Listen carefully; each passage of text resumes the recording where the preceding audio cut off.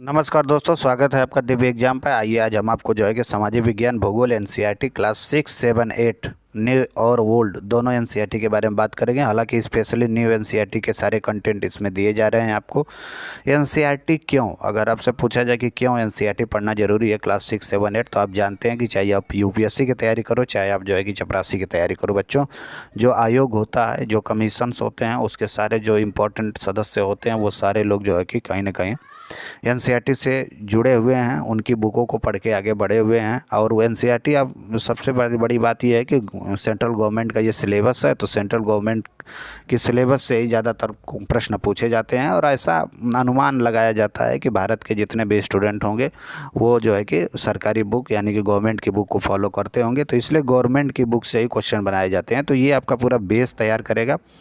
इस बेस को तैयार करने से ही आप 9th, 10th, 11th, 12th की जो है कि बुक्स को आसानी से समझ सकते हो। और 6, 7, 8 की एनसीईआरटी बुक से आप चाहे आईएएस एग्ज़ाम दे, चाहे पीसीएस दे, चाहे आप वनडे एग्ज़ाम कोई देते हो, आप किसी भी तरह का एग्ज़ाम, चाहे बीपीएससी देते हो, चाहे यूपीपीएस, पीसीएस, आरओ, यूपी, चाहे यूपीएसआई, चाहे आप टीचर वाले कोई भी एग्ज़ाम देते हो, सीटेट, यूपी टेट, चाहे बिहार टेट, किसी भी तरह के एग्ज़ाम में ये जो है कि काफ़ी रेलेवेंट होता है। इसी से प्रश्न बनाए जाते हैं, क्योंकि ये इसमें जो प्रश्नों की जो है कि प्रवृत्ति होती है वो काफ़ी जो है कि कंसेप्चुअल होती है, इसलिए इससे जो है कि क्वेश्चन पूछा जाता है। तो हम शुरुआत करेंगे, आपको ईमानदारी से देखते जाना है। और हमारे चैनल पे यदि आप लोग नए हैं तो इसको ज़रूर से ज़रूर सब्सक्राइब करें, ज़्यादा से ज़्यादा शेयर करें बच्चों। हाँ, एक गारंटी मैं दूंगा कि जो बातें मैं बताऊंगा उसको आपको एकदम सतही नॉलेज से लेके जो है कि हाई नॉलेज तक की सारी चीज़ें होंगी। ये वन लाइनर क्वेश्चन के रूप में आपके सामने दिख रहा है, ठीक है। तो भारत एवं विश्व के भूगोल यहाँ पे हेडिंग है, तो हम स्टार्ट करना चाहेंगे। सबसे पहले दिया है कि वे सभी वस्तुएं जो रात में के समय आसमान में चमकती हैं खगोलीय पिंड कहलाती हैं, जैसे सूर्य, चंद्रमा, पृथ्वी और उल्कापिंड। ये सभी खगोलीय पिंड हैं। सूर्य भी खगोलीय पिंड है, चंद्रमा भी है, पृथ्वी भी है, उल्कापिंड भी है। ये सारे क्या हैं, खगोलीय पिंड के ही अंतर्गत आते हैं। खगोलीय पिंड का मतलब खगोल में, आसमान में, आकाश में, ठीक है। आकाश गंगा में ये सारे पिंड एक साथ हैं। हालांकि इनके नेचर अलग अलग हैं। कुछ खगोलीय पिंड बड़े आकार के होते हैं तथा गर्म होते हैं, और ये गैसों के बने होते हैं तथा उनके पास अपनी खुद की ऊष्मा होती है, प्रकाश होता है। हाँ, जो बड़ी मात्रा में उसको उत्सर्जित भी करते हैं, इन्हें तारा कहते हैं। यानी जिनके पास अपनी खुद की ऊष्मा और प्रकाश होता है, जिसको वो बड़ी मात्रा में उत्सर्जित करते हैं, उनको हम क्या कहते हैं, तारा कहते हैं। यानी तारा के पास खुद की ऊष्मा और प्रकाश होता है। सब देखो, सूर्य क्या है बच्चों, एक तारा है जो हमारे पृथ्वी से नज़दीक है, इसलिए आपको बड़ा दिखाई देता है। बाकी तारे जो दूर हैं वो आपको छोटे छोटे दिखाई देते हैं। इसका मतलब ये मत समझ लेना कि वो जो तारे हैं वो सूर्य से छोटे हैं, ऐसी कोई बात नहीं। वो सब सूर्य से बड़े बड़े भी तारे हो सकते हैं, होते भी हैं, ठीक है। रात में आसमान की ओर देखते समय तारों के विभिन्न समूह आपको दिखाई देते होंगे, ग्रुप में तारे दिखाई देते होंगे। जैसे आप उत्तर पूर्वी दिशा में देखेंगे तो सप्तऋषि तारा मंडल आपको दिखाई देता है ना, तो ये ग्रुप में तारे दिखाई देते हैं। कॉन्स्टेलेशन जो ग्रुप में तारे दिखाई देते हैं, इनकी जो आकृतियाँ बनती हैं छोटे छोटे ग्रुप में, उसको नक्षत्र मंडल कहा जाता है। समझ रहे हो, जो ग्रुप में तारे दिखाई देते हैं वो एक नक्षत्र मंडल होता है। तो आज आप रात में आसमान की तरफ देखना, और आप कितने नक्षत्र मंडलों को पहचान पाते हैं ज़रूर कमेंट करके हमको बताइएगा। और रात में आकाश में देखना चाहिए। जो हमारे पुराने समय के लोग थे, आज भी बहुत सारे ऐसे लोग हैं जो खुले आसमान के नीचे सोना पसंद करते हैं, लेकिन न्यू ट्रेंड हो गया भैया, अब सभी लोग घर के अंदर सोते हैं, ठीक है। तो आकाश में सोने से क्या होता था कि तारों की, खगोलीय पिंडों की हम हमेशा जो है कि डेली बाय डेली दर्शन कर लिया करते थे, लेकिन अब वो दर्शन हो नहीं पाता है, बड़े दुर्भाग्य की बात है, ठीक है। तो आकाश में जितनी भी चीज़ें हैं, चाहे चमकने वाली चीज़ें चाहे नहीं चमकने वाली चीज़ें, सारी खगोलीय पिंड कहलाती हैं, ठीक। अच्छा, जो तारों का ग्रुप होता है उसको हम नक्षत्र मंडल कहते हैं। दो बातें हो गई। तीसरी बात है अर्सा मेजर या बिग बियर, एक प्रकार का नक्षत्र मंडल ही है, ठीक है। स्मॉल बियर या सप्तऋषि को तो हम बहुत आसानी से पहचान लेते हैं। आप सप्तऋषि को ही स्मॉल बियर कहते हैं, ध्यान देना। ये अभी नक्षत्र मंडल है। यह आपको जानना चाहिए कि बड़े नक्षत्र मंडल अर्सा मेजर का ही ये भाग है। यानी बड़ा नक्षत्र मंडल अर्सा मेजर है, उसका एक छोटा सा पार्ट है स्मॉल बियर, जिसको जो है कि सप्तऋषि भी हम कहते हैं। 7 तारों के समूह को सप्तऋषि कहते हैं। हालांकि सप्तऋषि का जो तारा मंडल है देखो बच्चों, वो इस ऐसे है। ये 1, 2, 3, 4 हो गया, फिर यहाँ से 5, 6, 7, और ये दोनों के सामने वालों के तारे के ठीक आप दिशा में देखेंगे अपने खड़ा होके, तो यहाँ पे आपको ध्रुव तारा दिखा देगा। ठीक है। तो ध्रुव तारा देखने की वो जो क्लास 6 के एनसीईआरटी में पूरा फिगर बना के दिया हुआ उसकी मैं बात कर रहा हूँ। तो जो हमारा सप्तऋषि तारामंडल है जो उत्तर पूरब की दिशा में दिखाई देता है, उत्तर की दिशा में दिखाई देता है, वो जो है कि स्मॉल बियर यानी कि सप्तऋषि तारामंडल का हिस्सा है, या ये जो आपका स्मॉल बियर है बच्चों वो बिग बियर यानी कि अर्सा मेजर का हिस्सा है। ठीक है, तो अर्सा मेजर के ही अंतर्गत आता है। नेक्स्ट पॉइंट आपको मैं दिया है कि कुछ खगोलीय पिंड में अपना प्रकाश और ऊष्मा नहीं होती हैं और वो तारों के प्रकाश से प्रकाशित होते हैं, इन्हें ग्रह कहते हैं। यानी जिनके पास अपनी खुद की ऊष्मा और प्रकाश नहीं होता है वो तारों की रोशनी से, तारों की लाइट से चमकते हैं, जैसे पृथ्वी, मून, ये सब। सूर्य एक तारा है, उसी के प्रकाश से ये चमकते हैं। ठीक है, ऐसे ही चमकीले टाइप दिखते हैं, तो वो दूसरों के तारों के सहायता से चमकते हैं। जैसे आपने ना सुबह सुबह भोर या सांझ का तारा के बारे में आप जानते हैं, शुक्र के क्या है, उसको मॉर्निंग और इवनिंग स्टार कहते हैं, यानी भोर या सांझ का तारा कहते हैं, वो भी चमकता है। दरअसल आप जानते हैं कि शुक्र के पास अपनी ना लाइट होती है ना उष्मा होती है, हैं, तो वो दूसरों के प्रकाश से चमकता है, वो सूर्य के प्रकाश से चमकता है। तो जिन लोगों के पास अपनी लाइट उष्मा नहीं होती है, दूसरे के प्रकाश से चमकते हैं, उन्हें ग्रह कहा जाता है। और ग्रह जिसे अंग्रेजी में प्लेनेट कहा जाता है, इसका अर्थ होता है परिभ्रमक, अर्थात चारों ओर घूमने वाला। ग्रह जो होता है बच्चों ना, वो चारों ओर घूमता है। 8 ग्रहों में जो चारों ओर चक्कर किसका लगाते हैं, ये सब सूर्य का चक्कर लगाते हैं। पृथ्वी अपना संपूर्ण प्रकाश किससे प्राप्त करती है बच्चों, सूर्य से प्राप्त करती है। और सूर्य के दूरी के हिसाब से बात करें तो हमारी पृथ्वी जो है कि तीसरे नंबर पे है, तथा आकार में ये 5वें नंबर के ग्रह है। काउंट कर लो, सूर्य के बाद पहले नंबर पे बुध आएगा, फिर शुक्र आएगा, फिर पृथ्वी आएगी, फिर मंगल आएगा, फिर ये क्षुद्रिकाएँ आती हैं एस्टेरॉयड, फिर बृहस्पति, शनि, अरुण और वरुण। ठीक है, ये क्रम है। तो सूर्य की दूरी के हिसाब से तीसरे नंबर पे हमारी पृथ्वी माँ है, और आकार में हम पूरे 8 ग्रहों में हम 5वें नंबर पे हमारी पृथ्वी आती है। सूर्य से बढ़ती दूरी के आधार पर बुध, शुक्र, पृथ्वी, मंगल, बृहस्पति, शनि और अरुण वरुण, इन्हें मरकरी, वीनस अर्थात मार्स, जुपिटर, सैटर्न, यूरेनस और नेपच्यून भी कहते हैं। यानी कि इंग्लिश में अगर इनका नाम ले लें बच्चों, तो ग्रहों का नाम कभी कभी एग्जाम में जो है कि इंग्लिश में आपसे पूछ देता है। तो मरकरी को बुध कहते हैं, वीनस को शुक्र कहते हैं, अर्थ को पृथ्वी कहते हैं, मार्स को मंगल कहते हैं, जुपिटर को बृहस्पति कहते हैं, सैटर्न को शनि कहते हैं, यूरेनस को अरुण कहते हैं और नेपच्यून को वरुण कहते हैं। तो इनका ये इंग्लिश में नाम भी याद रखना, क्योंकि इंग्लिश में प्रश्न पूछ देता है। जो ग्रह सूर्य के नज़दीक है और चट्टानों के बने हैं वो आंतरिक ग्रह कहलाते हैं। अच्छा, आंतरिक ग्रह की परिभाषा आपसे पूछ दे तो जो ग्रह सूर्य से नज़दीक हैं और चट्टानों के बने हैं उन्हें आंतरिक ग्रह कहते हैं। जैसे बुध, शुक्र, पृथ्वी, मंगल, ये आंतरिक ग्रह हैं। देखो बच्चों, ये बुध है, ये शुक्र है, ये पृथ्वी है, ये मंगल है, इसके बाद ये एस्टेरॉयड की बेल्ट है पूरा, तो ये इसके इधर है और यहाँ पे सूर्य है। ठीक है, तो ये जो है कि इसके अंदर के जो ग्रह हैं उसको आंतरिक ग्रह कहते हैं। ये चट्टानों के बने होते हैं, ये ठोस होते हैं, इनका मास ज़्यादा होता है। ठीक है, और जो इसके बाहर हैं जैसे बृहस्पति है, शनि है, अरुण है, वरुण है, इसको वायु ग्रह कहते हैं, ये गैसों के बने होते हैं। ठीक है, ये बात थी। तो वायु ग्रह क्या होते हैं, वो पृथ्वी से दूर होते हैं, बहुत बड़े आकार के होते हैं। वो जैसे बृहस्पति, शनि, अरुण और वरुण, ये सब पृथ्वी से बहुत बड़े आकार के, ये गैस अथवा तरल पदार्थों के बने होते हैं। बृहस्पति, शनि, यूरेनस और नेपच्यून, ये 4 हैं जिनको वायु ग्रह कहा जाता है, गैस और तरल पदार्थों से बने हैं। जो ग्रह सूर्य से जितना नज़दीक है उसका वो परिक्रमण काल उतना ही कम होगा। परिक्रमण का मतलब है कि सूर्य के चारों तरफ घूमने के काल को परिक्रमण कहते हैं। जो पृथ्वी 365 दिन में सूर्य का एक चक्कर बच्चों ये लगा लेती है। तो जो ग्रह सूर्य से जितना नज़दीक होंगे वो उतना जल्दी घूम जाएंगे, यानी उनका परिक्रमण काल उतना ही कम होगा। और जो पृथ्वी से जितना दूर होता जाएगा उसका जो है परिक्रमण काल देखो ये बढ़ता जाएगा।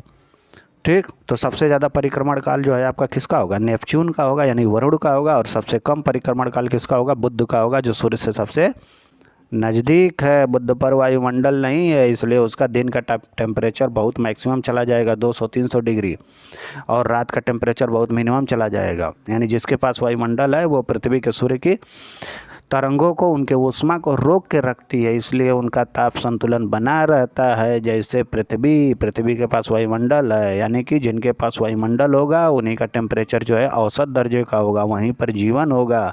हाँ, पृथ्वी पर ही जीवन है, पृथ्वी पर भी पानी है। पृथ्वी एक यूनिक ग्रह है बच्चों। ठीक है। सौर मंडल में मंगल और बृहस्पति के बीच की जो पट्टी है उसको क्षुद्र ग्रह यानी क्षुद्र पट्टिका कहा जाती है। तारों, ग्रह एवं उपग्रह के अतिरिक्त असंख्य, देखो तारों के बारे में हमने पढ़ लिया, चमकने वाले, ग्रह जो है चमकने वाले नहीं है, ये तारों की सहायता से यानी सूर्य की सहायता से चमकता है। उपग्रह जो होते हैं ये भी चमकने वाले नहीं होते हैं, ये ग्रहों का चक्कर लगाते हैं।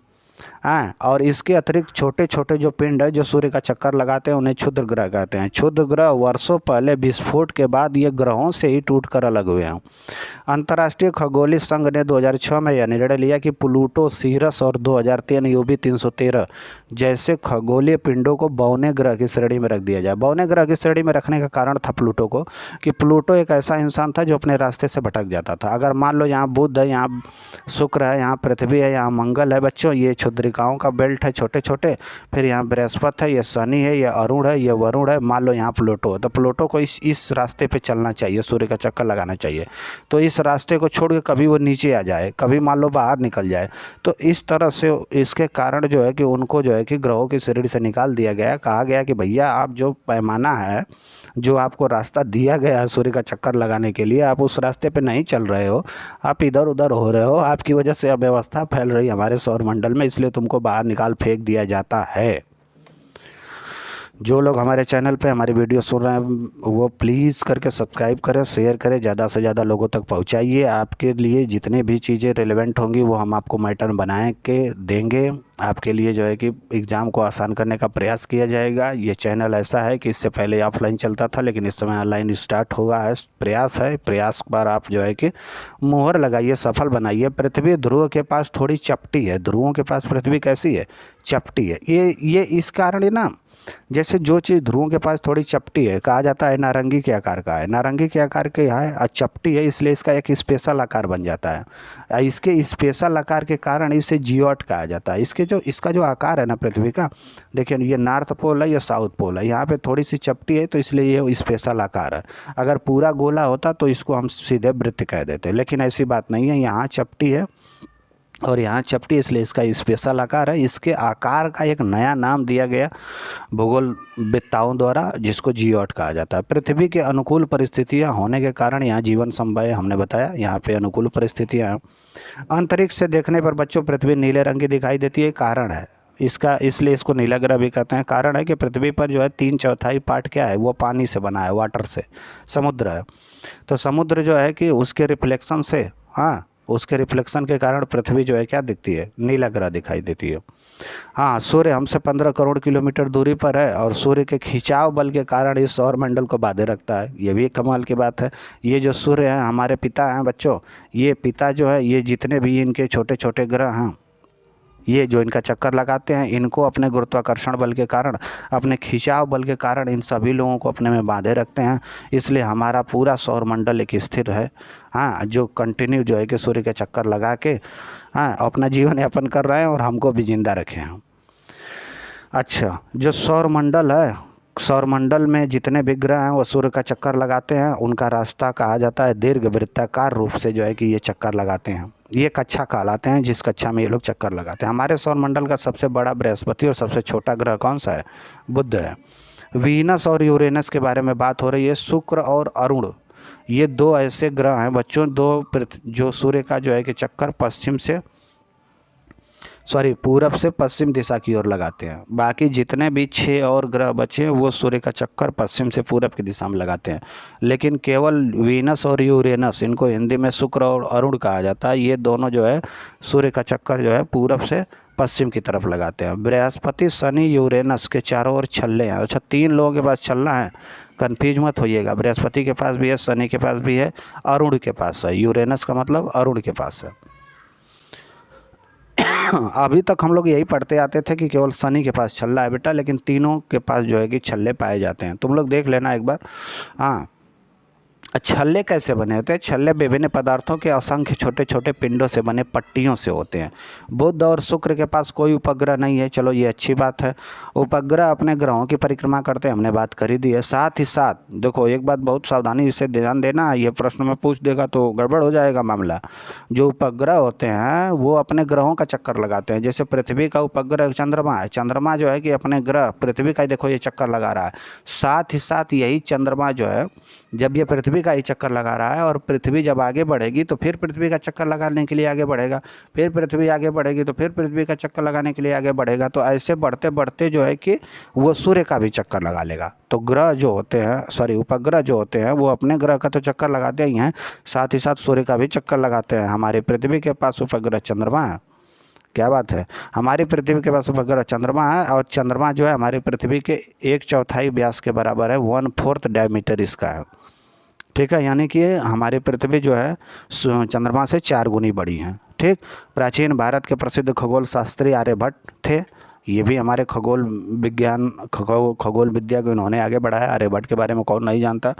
चंद्रमा बच्चों पृथ्वी का एक चक्कर 27 दिन में पूरा करता है, यानी जो चंद्रमा है वो पृथ्वी का एक चक्कर 27 दिन में पूरा करता है, और लगभग इतने ही समय पे अपने अक्ष पर भी एक चक्कर पूरा कर लेता है।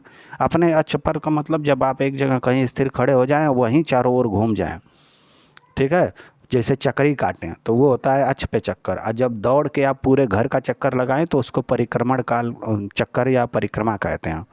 तो पृथ्वी का सॉरी चंद्रमा का ये गजब विशेषता है कि 27 दिनों में ये पृथ्वी का भी चक्कर लगाता है, साथ ही साथ अपने अक्ष पर भी घूमता है। इसके कारण जो है चंद्रमा का केवल एक भाग दिखाई देता है, दूसरा भाग चंद्रमा का हम नहीं देख पाते हैं। इसके कारण पृथ्वी से हमें चंद्रमा का केवल एक ही भाग दिखाई देता है। नील आर्मस्ट्रांग पहले व्यक्ति थे जो 20 जुलाई 1969 को चंद्रमा की सतह पर कदम रखा। ये एक फैक्ट है, देख लेना आप। सूर्य के चारों ओर चक्कर लगाने वाले पत्थरों के छोटे छोटे टुकड़े को उल्का पिंड कहा जाता है। उल्का पिंड जो है पत्थरों के छोटे छोटे टुकड़े होते हैं जो सूर्य के चारों चक्कर लगाते हैं। वो भी खुले आकाश में फैली एक छोर से दूसरे छोर तक जो सफ़ेद पट्टी आप देखते हैं ना, खुले आकाश में देखना, बीच में पूरब की तरफ, हाँ, और बीच की तरफ जो है कि खुले आकाश में एक पट्टी दिखाई देती है, सफ़ेद पट्टी, उसमें करोड़ों तारे होते हैं, और उन्हीं करोड़ों तारों के समूह को आकाशगंगा कहते हैं। छोटे पिंड, उल्का पिंड, तारा पिंड या तारों का समूह, सौर मंडल, तारा मंडल, लाखों फिर लाखों आकाशगंगाएं, फिर ब्रह्मांड। यानी कि सबसे पहले सबसे छोटा पिंड उल्का पिंड, फिर तारा या पिंड, फिर तारों का समूह बनता है, फिर तारों के समूह में तारामंडल कहलाता है, फिर यही तारामंडल जो है लाखों आकाशगंगाएं शामिल होती हैं, और लाखों आकाशगंगाएं मिलकर ही ब्रह्मांड बनाती हैं। ठीक है, हाँ, विषुवत रेखा के उत्तर या दक्षिण की कोणीय दूरी की माप को अक्षांश कहते हैं। जैसे मान लो ये विषुवत रेखा इक्वेटर है, यहाँ पे ये 0 डिग्री है, यहाँ से उत्तर या दक्षिण, उत्तर मतलब ऊपर, ये नॉर्थ की साइड है, ये साउथ की साइड है, यहाँ से जो ये कोणीय दूरी बनती है इसी को अक्षांश रेखा कहते हैं। ठीक है, विषुवत रेखा से ध्रुव तक सभी समानांतर वृत्त को अक्षांश वृत्त कहा जाता है। यानी ये विषुवत रेखा है, इससे ऊपर ध्रुवों तक ये जितने भी ये लाइन खींची गई हैं, ये पीछे की तरफ से भी ये लाइन आई हुई है, तो एक वृत्त का आकार बना लेती हैं जो अक्षांश रेखाएं होती हैं। इनको जो है कि ये काल्पनिक वृत्त है जो पृथ्वी को 2 बराबर, अच्छा, विषुवत रेखा एक काल्पनिक वृत्त है जो पृथ्वी को 2 बराबर भागों में बांट देता है। विषुवत वृत्त जो है ध्रुव की ओर जाने पर अक्षांश की लंबाई घटती है, आप जानते हैं। अक्षांश की लंबाई, सबसे बड़ी अक्षांश रेखा जो है विषुवत वृत्त को, विषुवत रेखा को माना जाता है। जैसे जैसे आप नॉर्थ की तरफ बढ़ोगे ये अक्षांश रेखा की लंबाई घटती जाएगी, लेकिन अक्षांश रेखाओं के बीच की जो दूरी है वो नहीं घटती है, वो एक समान बनी रहती है। ग्लोब पर कर्क रेखा, मकर रेखा, आर्कटिक और अंटार्कटिक वृत्त इत्यादि महत्वपूर्ण अक्षांश रेखाएं आप जानते हो। देखो बच्चों, ये इक्वेटर है, यहाँ पे 23.5 डिग्री मकर रेखा है, और ऊपर 66.5 डिग्री आपका आर्कटिक लाइन है। नीचे 23.5 डिग्री आपका मकर रेखा है, और नीचे 66.5 डिग्री आपका अंटार्कटिक वृत्त या अंटार्कटिक अक्षांश रेखा है। ये 4-5 जो है आपकी इम्पोर्टेंट जो है अक्षांश रेखाएँ हैं। ठीक है, और ये भी माना जाता है, ये भी कहा जाता है कि कर्क और मकर के बीच जो एरिया पड़ता है उसको उष्ण कटिबंध यानी गर्म वाला क्षेत्र मानते हैं, कर्क और मकर के बीच, तथा मकर और आर्कटिक और अंटार्कटिक के बीच, कर्क और आर्कटिक के बीच और मकर और अंटार्कटिक के बीच का जो एरिया उसको शीतोष्ण कहते हैं, क्योंकि अंटार्कटिक और आर्कटिक के ऊपर जो होता है वो शीत क्षेत्र होता है, तो शीत से थोड़ा पहले का क्षेत्र शीत उष्ण होता है, यानी ठंडी के साथ थोड़ी गर्मी भी रहती है। और आर्कटिक और अंटार्कटिक से लेकर ध्रुव तक की जो एरिया होती है उसको शीत कटिबंध कहा जाता है। तो ये तापमान का निर्धारण हमने बताया आपको। 2 अक्षांश रेखाओं के बीच बच्चों हमने बताया 111 किलोमीटर की एक समान दूरी होती है। उत्तरी ध्रुव से दक्षिणी ध्रुव को जोड़ने वाली जो रेखा है वो देशांतर रेखा यानी लॉन्गिट्यूड कहलाती है। ठीक है, ये वाली लाइन जो उत्तरी ध्रुव से दक्षिणी ध्रुव की ओर ऐसे जोड़ती है वो देशांतर रेखाएं होती हैं, इसको इंग्लिश में लॉन्गिट्यूडनल लाइन कहते हैं। हाँ, और ये देशांतर रेखाओं की लंबाई एक समान होती है, लेकिन इनके बीच की जो दूरी है, ये वाली दूरी बीच की, ये सबसे ज़्यादा विषुवत रेखा पे दूरी आपको देखने को मिलेगी। और जैसे जैसे आप ऊपर जाओगे, देखो दोनों देशांतर जाके जहाँ एक जगह मिल रही हैं ध्रुवों पे, तो इनकी दूरी शून्य हो जाती है। लेकिन अक्षांशों में ऐसा नहीं होता, हमने बता दिया।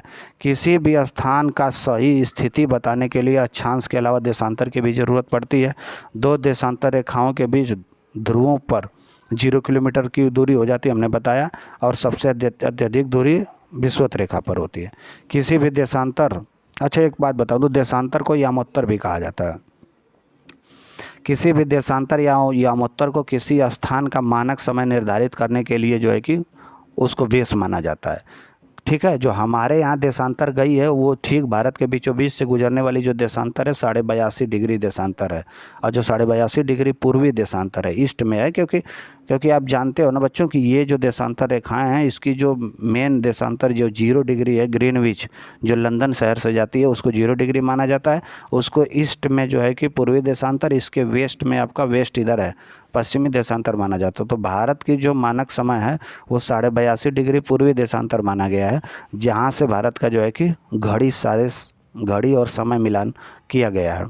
ग्रीनविच जो ब्रिटिश राजकीय वेधशाला में स्थित से गुजरने वाली देशांतर को से पूरब और पश्चिम की ओर गिनती करना शुरू करें तो ध्यान रहे कि 180 डिग्री देशांतर एक ही रेखा है। 180 डिग्री देशांतर एक ही रेखा। अगर इसको हम 0 डिग्री देशांतर माने बच्चों, तो ऐसे आप बढ़ते जाओगे, पूरा गोला बना लोगे इधर। तो यहाँ आने पे जो 180 डिग्री ये वाली देशांतर है, वो इधर से पीछे से गिनोगे तो भी अभी यही वाली लाइन 180 होगी, और आगे से भी गिनोगे तो यही वाली लाइन होगी। यानी 180 डिग्री जो देशांतर है वो एक ही रेखा है, दो रेखाएं नहीं है। ये नहीं कि पीछे से भी आपको 180 गिन काउंट कर लिए, इधर से भी नहीं, एक ही है दोनों मिला। अच्छा, देशांतर के पूर्वी भाग को पूर्वी गोलार्ध, पश्चिमी भाग को पश्चिमी गोलार्ध करते हैं। पृथ्वी अपने काल्पनिक अक्ष पर पश्चिम से पूरब की ओर चक्कर लगाती है, अर्थात वह स्थान जो ग्रीनविच के पूरब में है उनका समय ग्रीनविच से आगे माना जाता है। जो पश्चिम में है ग्रीनविच के, उनका समय ग्रीनविच से पश्चिम में माना जाता है, पीछे माना जाता है, ग्रीनविच से पीछे। यानी ग्रीनविच पे अगर बच्चों ये ग्रीनविच है, यानी कि 0 डिग्री देशांतर, यहाँ 12 बज रहे हैं, तो इसके जो ये पश्चिम में है, वेस्ट डायरेक्शन में, ये दिशा इनसे पीछे मानी जाती है। यानी 12 यहाँ बज रहा है तो यहाँ 11 बजेगा, 10 बजेगा, 9 बजेगा, 8 बजेगा। और जो इसके पूरब में है, यानी पूर्वी गोलार्ध में है, यहाँ पे समय आगे बढ़ता है। अगर यहाँ पे 5 है, सॉरी यहाँ पे क्या है कि 12 बज रहा है तो यहाँ पे 5 बजेगा। ठीक है, जैसे जैसे आगे बढ़ेंगे आप, भारत में जो है कि लंदन में 12 बजता है तो भारत में 5:30 बजता है। यानी कि लंदन के ग्रीनविच पर अगर 12 बज रहे हैं तो 5:30 बजता है भारत में। यानी कि हम 5.5 घंटा जो है ग्रीनविच से आगे हैं। यदि कोई स्थान ग्रीनविच से 20 डिग्री पूरब में है तो आप जानते हैं कि 1 डिग्री देशांतर बराबर 4 मिनट होता है। तो 20 डिग्री बराबर होगा 20 चौको 80 मिनट, 80 मिनट को घंटे में डिवाइड करोगे तो 1 घंटा 20 मिनट होगा। हाँ, तो हम कह सकते हैं कि अगर ग्रीनविच 12 बज रहा है तो 12 में 1 घंटा 20 मिनट आप ऐड कर लो, 13:20 यानी 1:20 होगा। भारत का मानक यामोत्तर देशांतर रेखा, हमने बताया कि भारत का मानक समय 82.5 डिग्री जो है कि पूरब माना गया है। तो 82.5 डिग्री अगर 0 डिग्री है, अगर 0 डिग्री पर जो है कि 12 बज रहा है तो 82.5 डिग्री पे कितना बजेगा, तो 82.5 × 4 कर लेना, 5 घंटा 30 मिनट ही आएगा पक्का। भारत का मानक समय ना 82.5 डिग्री पूरब में है, यानी ग्रीनविच से 5.5 घंटा आगे है। भारत का प्रधान यामोत्तर को 82.5 डिग्री है, जो मिर्ज़ापुर के नैनी से होकर गुजरता है। पृथ्वी अपने अक्ष पर निरंतर घूमती रहती है बच्चों, जो लगभग 24 घंटे में एक चक्कर पूरा कर ही लेती है। इसे आप जो है क्या कहते हैं, घूर्णन कहते हैं। 24 घंटा में पृथ्वी अपने अक्ष पर एक चक्कर घूमती है, तो यह घूर्णन कहलाती है। घूर्णन के कारण ही बच्चों दिन और रात होता है। और पृथ्वी जो है सूर्य के चारों ओर अपनी कक्षा में 365 दिन 6 घंटा में पूरा करती है, तो इसको परिक्रमण कहा जाता है। ग्लोब पर वह वृत्त जो दिन और तथा रात को विभाजित करता है वो प्रदीप्त वृत्त कहलाता है। दिन और रात मतलब समझ लेना, बताएंगे। मान लो बच्चों ये ग्लोब है, यहाँ सूर्य निकला हुआ है, यहाँ तक दिन है बच्चों, इसके पीछे रात है। तो ये वाली जो लाइन है, यहाँ पे नाइट होगी, यहाँ पे डे हो रहा है। हाँ, जब ये वाला आगे आएगा तब यहाँ पे डे हो जाएगा, फिर ये पीछे चला जाएगा तो यहाँ पे नाइट हो जाएगी। तो ऐसा एरिया जहाँ पे दिन समाप्त हो रहा है और यहाँ से रातें शुरू हो रही हैं, इसको जो है कि इस एरिया को 21 जून को सूर्य उत्तरी गोलार्ध में कर्व कर सीधा चमकता है और उत्तरी ध्रुव की ओर झुका होता है, इसलिए इसे उत्तर आयनांत कहते हैं। जबकि 22 दिसंबर को दक्षिणी आयनांत कहलाता है। इसके कारण दक्षिणी गोलार्ध में दिन बड़े और रातें छोटी होती हैं। उत्तरी आयनांत और दक्षिणी आयनांत का मतलब क्या है, मैं फिर से बता दूं। अगर मान लो एक जो है कि ये ग्लोब है, ये ग्लोब है बच्चों, ये सपोज ये ग्लोब है, ये आपकी विषुवत रेखा है, ये कर्क रेखा है ऊपर, नीचे मकर रेखा है आपकी। सूर्य अगर यहाँ पे है, ठीक है, इसके सीधे जो है कि कर्क रेखा पे जो है आपका सूर्य चमक रहा है, हाँ, तो यहाँ पे दिन बड़ा होगा, इसको उत्तरी आयनात कहेंगे। फिर सूर्य जो है कि यहाँ पे चला जाएगा, 22 दिसंबर को यहाँ पहुँच जाता है, आप जानते हो, क्योंकि जनवरी के महीने में जो है कि ऑस्ट्रेलिया में गर्मी होती है। और ये भी कहा जाता है कि कौन सा ऐसा देश है जहाँ पे गर्मियों में क्रिसमस डे मनाया जाता है, तो ऑस्ट्रेलिया मनाया जाता है। तो यहाँ सूर्य का प्रकाश पड़ेगा तो यहाँ पे ज़्यादा गर्मी होगी, यानी दिन बड़ा होगा और रातें छोटी होंगी, और इसको जो है कि दक्षिणी आयनात कहते हैं, और ऊपर वाले को उत्तरी आयनात कहते हैं। विषुव किसको कहेंगे, जब सूर्य जो है बच्चों, ये जो विषुवत रेखा है, जब सूर्य की कंडीशन यहाँ होगी तो इसको विषुव कहते हैं। और विषुवत रेखा पर सूर्य 2 बार होता है एक साल में, 21 मार्च और 23 सितंबर को सूर्य की किरणें सीधे विषुवत रेखा पर पड़ती हैं, तो इसको विषुव कहा जाता है, विषुव की अवस्था कहा जाता है। ठीक है, विषुव की अवस्था का मतलब है कि 21 मार्च को जब सूर्य जो है कि सीधे क्या बोलते हैं कि सीधे जो है विषुवत रेखा पर होगा, तो विषुवत रेखा पर, तो 23 दिसंबर को उत्तरी गोलार्ध में भी शरद ऋतु, और जो है कि एक और कौन सी ऋतु मानी जाती है, एक तो शरद, हम लोग के यहाँ अक्टूबर महीने में देखो शरद पूर्णिमा पड़ता है ना, तो यानी कि जब विषुवत रेखा पर सूर्य जो है सितंबर महीने में, अभी नवंबर चल रहा है, इससे ठीक पहले सितंबर महीना था, तो ये विषुवत रेखा पे चला गया था, और हमारे यहाँ सर्दी आने वाली थी, इसलिए शरद विषुव कहा गया। अब बसंत विषुव का मतलब है कि जब हमारे यहाँ गर्मी आने वाली होती है, यानी 21 मार्च को सूर्य विषुवत रेखा पे आता है, तो हमारे यहाँ गर्मी आने वाली होती है, उसको बसंत विषुव और शरद विषुव कहते हैं। पृथ्वी के प्राकृतिक आकृतियों के कारण बच्चों यहाँ पे पर्वत है, पठार है, मैदान है, नदी है, महासागर है, ये सब भौतिक उच्चावच का मानचित्र माना जाता है। ऐसा कुछ मानचित्र विशेष जानकारी प्रदान करते हैं, जैसे सड़क का मानचित्र है, वह वर्षा का मानचित्र है, रेलवे का मानचित्र है, किसी उद्योग उद्यान का है, तो इसको थीमेटिक, कौन सा मानचित्र, थीमेटिक मानचित्र में ध्यान देना, सड़क रहेगा, वर्षा रहेगा, रेलवे रहेगा, वन रहेगा, इनके चित्रों की बात की जाएगी। और पर्वत, पहाड़, नदियां, मैदान, इनकी बातें होगी तो भौतिक मानचित्र। और राजधानी और उनके शहरों के नाम इत्यादि दिए रहेंगे तो उसको राजनीतिक मानचित्र यानी पॉलिटिकल मैप कहा जाता है। ठीक है, मानचित्र पर जो मुख्य दिशाएं होती हैं उनको प्रधान दिग्बिंदु कहा जाता है, जैसे पूरब, पश्चिम, उत्तर, दक्षिण। और जो बीच वाली दिशाएं हैं उनको जो है कि सहायक, जैसे ये देखो, ये ईस्ट है बच्चों, ये वेस्ट है, ये प्रधान है, ये प्रधान दिशाएं कहलाती हैं, नीचे दक्षिण है, और इनके ये बीच वाला है, इसको दक्षिण और पूरब को दक्षिण पूरब कहते हैं। मानचित्र के लिए बच्चों एक विश्वव्यापी भाषा का प्रयोग होता है, जिसके प्रतीकों द्वारा दिखाया जाता है, जिसको किसको द्वारा, चिन्ह द्वारा। आप जानते हो मानचित्र पर ऐसा दिया हो तो मान लो यहाँ रेलवे लाइन जा रही है, नीला कलर का है तो नदी है, भूरा कलर का है तो मान लो किसी माउंटेन को दिखा रहा है, ऐसे करके रेड कलर का है तो मान लो कोयला या खनिज को दिखा रहा है, तो ऐसे दिखाया जाता है। जो मानचित्र पैमाने पर आधारित न होकर याददाश्त पर आधारित होते हैं उन्हें रेखा चित्र कहा जाता है, ये ध्यान रहे। तथा एक छोटे क्षेत्र का पैमाना खींचा जाए तो ये रेखा चित्र या खाका कहलाता है। खाका और रेखा चित्र समझ लिया आपने। जल मंडल में जल की निम्न अवस्थाएं शामिल होती हैं, जैसे जल है, बर्फ है, वाष्प है। एक बात ध्यान देना, जल मंडल की जब आप बात करना ना तो पूरी बातें करना। जल मंडल में आपके समुद्र भी आ जाएंगे, नदियाँ भी आ जाएंगी, जल की बात हो जाएंगी, पूरा ग्लेशियर आ जाएगा यानी बर्फ भी आ जाएगा, और जलवाष्प भी आएगा जो आपके आसमान में जो है कि हवा में मौजूद जो है कि जल की मात्रा को जलवाष्प कहते हैं, ये बात है। स्थल मंडल, जल मंडल और वायुमंडल को मिलाकर जो परिमंडल बनता है बच्चों उन्हें जैवमंडल कहते हैं। यानी यहाँ स्थल मंडल है, यहाँ पे कोई नदी जा रही है तो ये जल मंडल हो गया, और यहाँ ये आकाश से जुड़ा हुआ है हर क्षेत्र, तो इन क्षेत्रों को हम जो है जैवमंडल कहते हैं। और पृथ्वी का यह सब सीमित क्षेत्र होता है, यहाँ पर बच्चों सभी प्रकार के जीव पाए जाते हैं। जैवमंडल सबसे समृद्ध मंडल होता है, वह ऐसा मंडल होता है कि अनेक प्रकार के जीव, वहाँ की जैविक विविधता बहुत ज़्यादा होती है। पृथ्वी का सबसे ऊंचा भाग माउंट एवरेस्ट है, और दूसरे नंबर पर केटू गाडविन है, जबकि पृथ्वी का सबसे गहरा भाग आप जानते हो प्रशांत महासागर का मोरियाना गर्त है। कौन है? मोरियाना गर्त। पृथ्वी पर महाद्वीपों के आकार की बात करेंगे बच्चों तो सबसे बड़ा महाद्वीप एशिया है, दूसरा अफ्रीका, तीसरा उत्तर अमेरिका, चौथा दक्षिण अमेरिका, पांचवा अंटार्कटिका, यूरोप और ऑस्ट्रेलिया है। एशिया और यूरोप एक ही भूभाग में एक ही साथ जुड़े हुए दिखाई पड़ते हैं, देखना, जिसको यूराल पर्वत और यूराल नदी दोनों को अलग करती है। ये मान लो यूरोप है बच्चों, और ये इससे जुड़ी हुई है एशिया से पूरा ये, लेकिन यहाँ पे एक यूराल पर्वत है और यूराल नदी है जो एशिया को यूरोप से अलग करती है। एक बात और मैं बता दूं कि अब व्यावहारिक रूप से यूरोप और एशिया दो अलग अलग महाद्वीप हैं, लेकिन ये एक साथ जो है कि जुड़े हुए दिखाई देते हैं, इसलिए इसको यूरेशिया कह दिया जाता है। अफ्रीका महाद्वीप में कर्क, मकर और विषुवत तीनों रेखाएं एक साथ गुजरती हैं। ये इकलौता ऐसा महाद्वीप है जहाँ से तीनों इम्पोर्टेंट जो है कि अक्षांश रेखा जो कर्क है, मकर और विषुवत तीनों गुजरती हैं। मिस्र का जो सिनाई प्रायद्वीप में बनाई गई जो स्वेज नहर है बच्चों, वो विश्व की सबसे बड़ी कृत्रिम नहर है। यह भूमध्य सागर को लाल सागर से जोड़ती है। 1869 में जो है कि इस स्वेज नहर को बनाया गया। इससे क्या हो गया ना कि जो जितने भी यूरोप के देश थे ना, वो इस तरह से पूरे अफ्रीका का चक्कर लगाते हुए अटलांटिक महासागर से फिर हिंद महासागर में घुसते थे, फिर इंडिया में आते थे। लेकिन जैसे ही यहाँ स्वेज नहर खोद दी गई तो सीधे अरब सागर से आप स्वेज नहर होते हुए सीधे जो है भूमध्य सागर में एंट्री करके सीधे आप यूरोप पहुँच जाओगे। तो ये बहुत बड़ी जो है कि क्रांति थी स्वेज नहर का खोदना।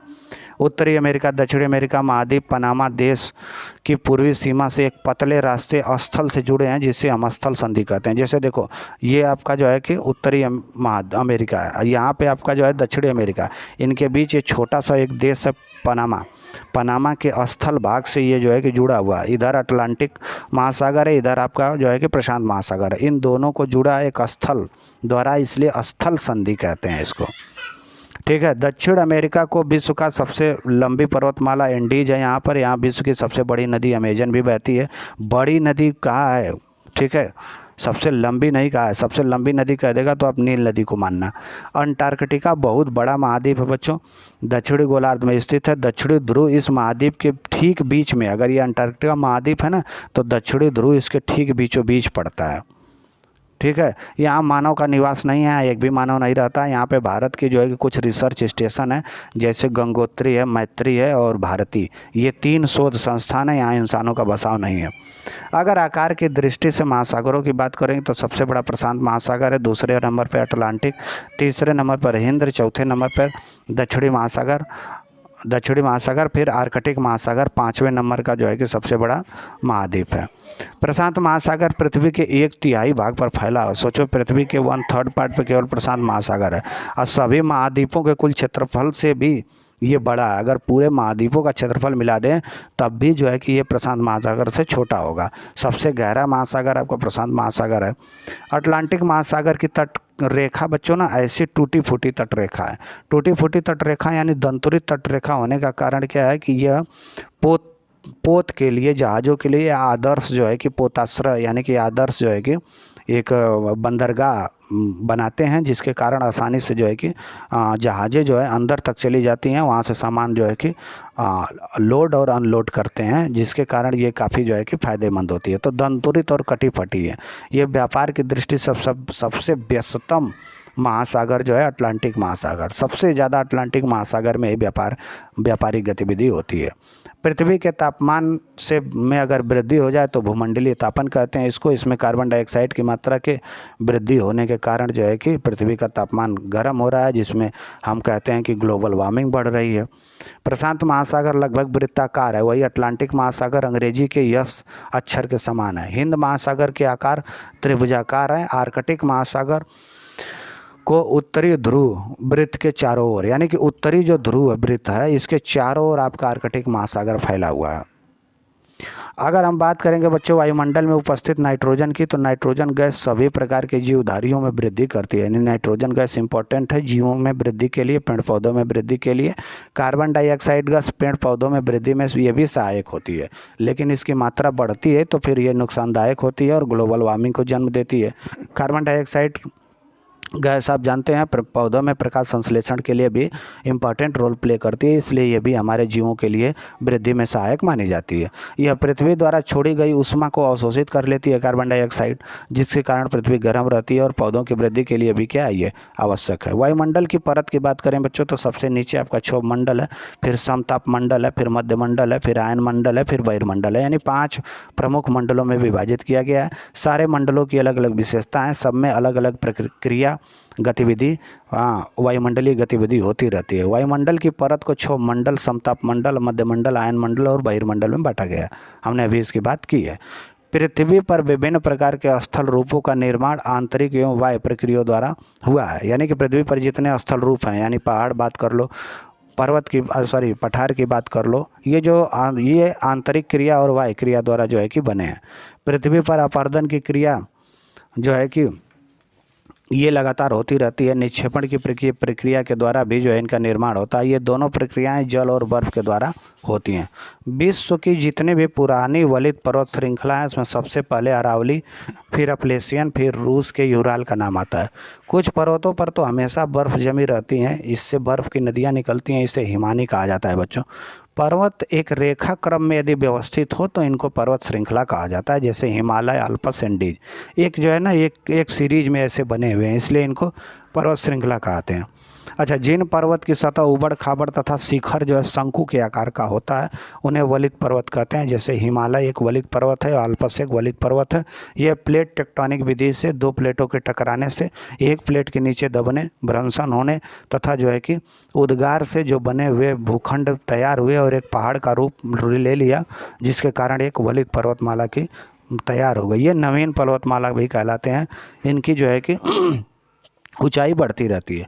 जब किसी पर्वत का ऊपर का भाग जैसे टूट के दूसरी जगह गिर जाए तो इसको भ्रंशित पर्वत का निर्माण होता है, और ऊपर उठे हुए खंड को हास्ट तथा नीचे हुए धंसे हुए खंड को द्रोणिका यानी भ्रंशन भी कहा जाता है। अफ्रीका का माउंट किलिमंजारो के बारे में आप जानते हैं। जापान का जो है फुजियामा, जो ये सब दोनों ज्वालामुखी पर्वत हैं बच्चों। हमने भ्रंशित पर्वत, वलित पर्वत, ज्वालामुखी पर्वत तीनों के बारे में बात कर लिया। मोना किया पर्वत हवाई द्वीप सागर में सतह के नीचे स्थित है। एक मोना किया पर्वत है। अभी तक तो आप सतह के ऊपर के पर्वत को जानते हैं, जिसमें हिमालय पर्वतमाला है जो 8,848 मीटर है। ऐसा ही मैं बता दूं कि दुनिया में एक मोना किया पर्वत है बच्चों, जो हवाई द्वीप पर स्थित है और वह पानी के नीचे है, और इसकी ऊंचाई 10,205 मीटर यानी 10 किलोमीटर है। यानी कि माउंट एवरेस्ट से भी जो है कि इनकी ऊंचाई क्या है, ज़्यादा है।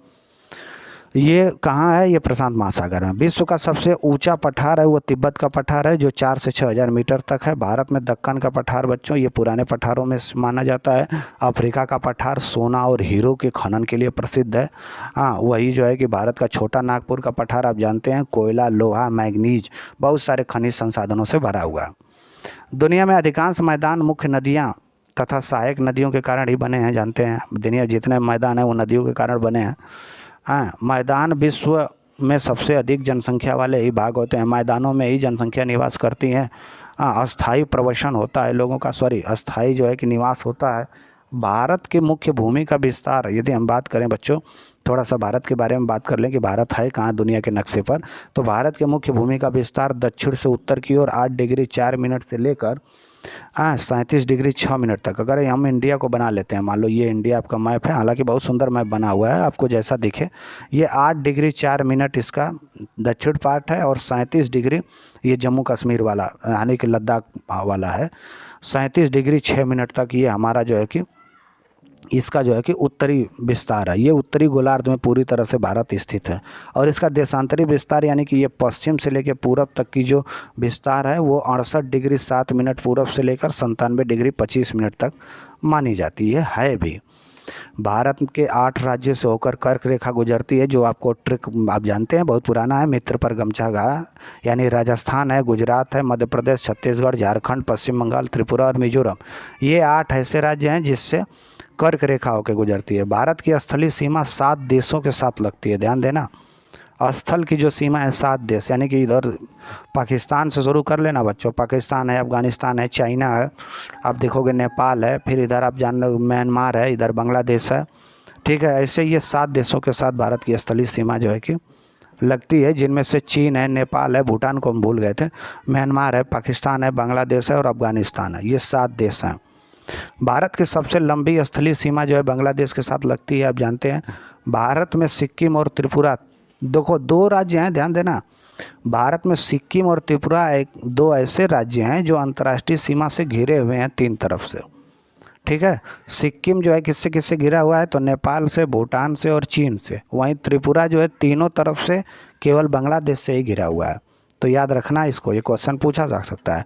भारत में 7 ऐसे राज्य हैं जो कम से कम 2 देशों के साथ सीमा साझा करते हैं। कौन कौन राज्य हैं जो 2 देश के साथ बाउंड्री शेयर करते हैं? तो उत्तराखंड नेपाल और चीन के साथ है, सिक्किम नेपाल और भूटान के साथ, नेपाल भूटान और चीन के साथ, तीनों के साथ हम बताएं ऊपर, 2 या 2 से ज़्यादा। अरुणाचल प्रदेश चीन और भूटान के साथ, अरुणाचल प्रदेश चीन भूटान और म्यांमार 3 लोगों के साथ। हाँ, असम भूटान और बांग्लादेश के साथ। पश्चिम बंगाल आपका ध्यान देना, बांग्लादेश भूटान और नेपाल 3 देशों के साथ सीमा हमारा पश्चिम बंगाल भी बनाता है। अब मिजोरम जो है आपका वो बांग्लादेश और म्यांमार के साथ सीमा साझा करता है। बहुत इंपॉर्टेंट चीज़ है, कमाल है, अभी तक कहीं किसी वीडियो में नहीं मिलेगा। यदि आप नए हैं हमारे चैनल को सुन रहे हैं तो सब्सक्राइब तो करना ही है बच्चों, ज़्यादा से ज़्यादा शेयर भी करना है ताकि हमारे चैनल को बढ़ावा मिले और हमें ये प्रोत्साहन मिले कि हम ज़्यादा से ज़्यादा वीडियो आपके लिए बना सके और इम्पोर्टेंट बना सके, वो चीज़ वो मैटर हम आपको दे सके जो आपके परीक्षा के लिए इम्पोर्टेंट है। अर्थात भारत में 7 ऐसे राज्य हैं जो कम से कम 2 राज्यों के साथ अंतर्राष्ट्रीय सीमा साझा करते हैं। ये बातें तो हो गई अब। अच्छा, एक बात और मैं आपको बता दूं कि बिंद, हाँ ये वाला देख लेना, ये आप दे लें। हाँ, बिंद एवं सतपुड़ा पर्वत श्रेणी के बीच नर्मदा नदी बहती है। तापी नदी को बारे में आप जानते हैं? सतपुड़ा पर्वत श्रेणी के दक्षिण में नर्मदा और तापी भारतीय प्रायद्वीप की 2 ऐसी नदियां हैं बच्चों जो पूरब से पश्चिम की ओर बहती हैं। कहाँ से कहाँ की बहती हैं? पूरब से पश्चिम की ओर बहती हैं। अब अच्छा, तापी नदी के दक्षिण में अजंता और सतमाला पर्वत स्थित है। हिमालय पर्वत को 3 मुख्य समानांतर श्रृंखलाओं में बांटा गया है। सबसे उत्तर बृहद हिमालय है, यानी इसको हिमाद्री कहते हैं। मध्य में मध्य हिमालय या हिमाचल तथा दक्षिण में शिवालिक स्थित है। महानदी गोदावरी, कृष्णा तथा कावेरी ये सभी पूरब की ओर बहने वाली नदियां हैं बच्चों। ये बंगाल की खाड़ी में गिरती हैं और डेल्टा का निर्माण करती हैं। सुंदरबन का डेल्टा आप जानते हैं विश्व का सबसे बड़ा डेल्टा है और इसका आकृति त्रिभुजाकार है। यह गंगा ब्रह्मपुत्र से बना डेल्टा है। भारत में द्वीप समूह की बात कर लो बच्चों तो अंडमान निकोबार लक्षद्वीप समूह है। अंडमान निकोबार बंगाल की खाड़ी में स्थित है जबकि लक्षद्वीप अरब सागर में स्थित है। लक्षद्वीप बच्चों एक प्रवाल द्वीप है। प्रवाल क्या है? एक जीव है जो चूना खाने वाले जीव होते हैं। उनके मरने के बाद वो सतह पे जो है जमते जाते हैं, ऐसे जमते पानी के ऊपर आते हैं और एक समय बाद वो द्वीपों का निर्माण कर देते हैं। मानसून शब्द की उत्पत्ति अरबी भाषा से हुई है। मौसम, वायुमंडल में दिन प्रतिदिन होने वाला परिवर्तन ही मौसम की औसत दशा यानी मौसम कहलाता है। और यही मौसम अगर 30 से 35 साल तक के एवरेज मौसम को लें तो इसको जलवायु कहते हैं। शरद ऋतु के समय पवन स्थल भागों से लौटकर बंगाल की खाड़ी की ओर बहने लगती है, आप जानते हैं। यह मानसून के लौटने का मौसम होता है और दक्षिण भारत के दक्षिण भाग स्पेशली तमिलनाडु आंध्र प्रदेश में ये वर्षा कराता है जो आमतौर पर शरद या जाड़े के मौसम में होती है। तो पूछ दे कि भारत में जाड़े में वर्षा कहाँ होती है तो आप बता देना कि तमिलनाडु और जो है कि आंध्रा के क्षेत्रों में जो है कि जाड़ों में वर्षा होती है। ठीक है, इसको स्पेशली अगर आपको समझाना होगा तो जो क्लाइमेट वाला जो टॉपिक है उसमें समझना। वैसे शॉर्टकट मैं बता दूं कि बच्चों मान लो सपोज दैट कि ये इंडिया है आपका, ये इंडिया का मैप है। हाँ, गर्मी के मौसम में आप जानते हैं कि आप ये इधर से जून के महीने में जो हमारा मानसून आता है जो आपको मालाबार तट से टकरा के एंट्री लेता है केरल में, पूरे 3 महीने तक बारिश कराता है। सितंबर अक्टूबर के बाद ये मानसून लौटने लगता है और लौटते समय जो है कि यह स्थल से जल में जैसे ही पहुंचता है, यहाँ बंगाल की खाड़ी है तो यहाँ से पानी उठाता है भूखा प्यासा मानसून और जाके यहाँ पे तमिलनाडु वाले एरिया में बारिश कराता है। ये इसकी कहानी थी। अच्छा, भारत की जलवायु कैसी है? मानसूनी जलवायु है। भारत उष्णकटिबंधीय जलवायु यानी मानसून में स्थित होने के कारण अधिकतर वर्षा मानसूनी पवन से ही होती है। किसी स्थान की जलवायु उसकी स्थिति, ऊंचाई और समुद्र से दूरी तथा पर्वत और पठार पर निर्भर करती है।